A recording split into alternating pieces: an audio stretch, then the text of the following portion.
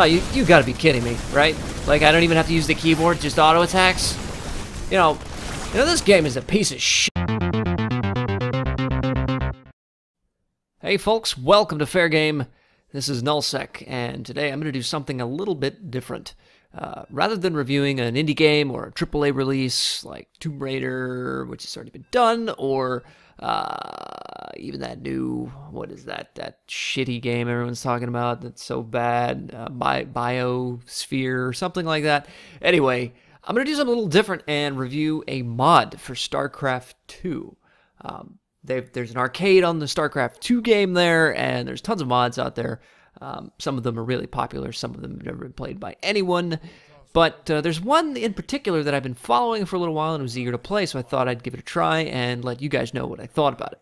You may have actually heard about this some time ago, referred to as World of Starcraft.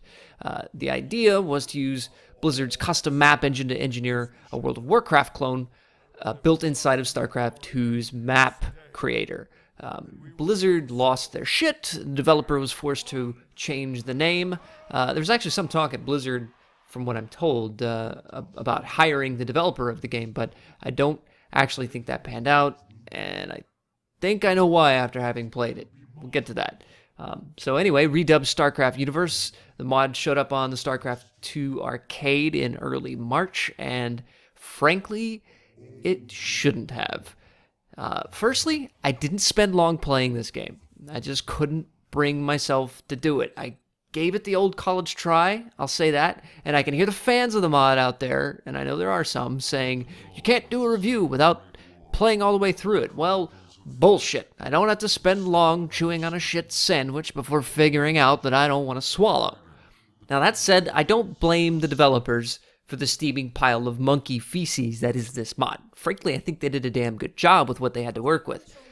These guys are obviously stretching the SC2 mod tool to its limits here, and that shows, but, you know, at the end of the day, the restrictions in the tool are very apparent in the end product.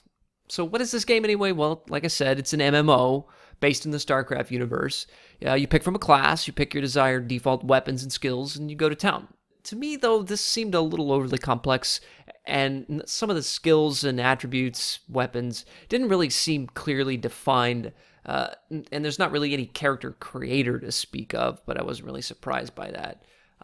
As for the game itself, okay, first the good. As I played through, I found the camera work during the cutscenes to be pretty damn great, perhaps even superior to the relatively static camera angles that I saw in Wings of Liberty.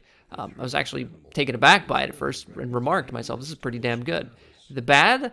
The cutscenes themselves are actually boring as shit. I don't really think anyone will care, as these kinds of things in MMOs are pretty much always uninteresting, regardless of the genre. But what became irritating was that when speaking to an NPC, you couldn't make them shut the hell up. You were forced into doing their bidding just so you could go on about your way. If I click an NPC, I decide not to do their tutorial, I shouldn't have to. It's a small nitpick that I presume could be easily fixed, but unfortunately it's only the tip of the iceberg. Now, as I said, the limitations of the StarCraft 2 mod tool are readily apparent. Movement is really wonky. You use WASD to move around, but also the number keys for spells. I found this really strange. There might have been other key bindings, I didn't see them, or maybe I wasn't looking in the right place.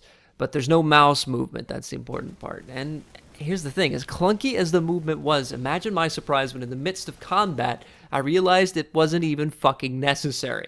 I actually realized that if I let go of the keys, my character, and I chose a zealot, would actually just automatically run around and attack shit. There's literally zero interactivity with my keyboard necessary at this point. That's about the time I decided to stop playing. Granted, this is a beta. I don't think, however, that it should have been released yet. The idea has promise, but this has a lot of work to be done before it is ready for mass consumption. I was excited for it, but now I've got a bad taste in my mouth and I probably won't touch it again, which is kind of counterintuitive to what the developers want. I know why they launched this. They want to get the name out there and get eyes on the game so that they can drive some revenue to develop the mod further, but when your beta is this bad, I don't know, man. I give kudos to the developers for obviously working their asses off and doing some pretty great things with what they had to work with, but I just don't think this is the right platform for it. The developers are asking for donations to work on the project, and I'll link to their site below in the hopes that they can produce something worth playing. But for now, I'm going to steer clear of this, and I recommend you do the same. Let this pile of crap ferment for a little while, and maybe it'll turn into oil that will run a decent game. That's it. Thanks for listening in, and see you next time on Fair Game.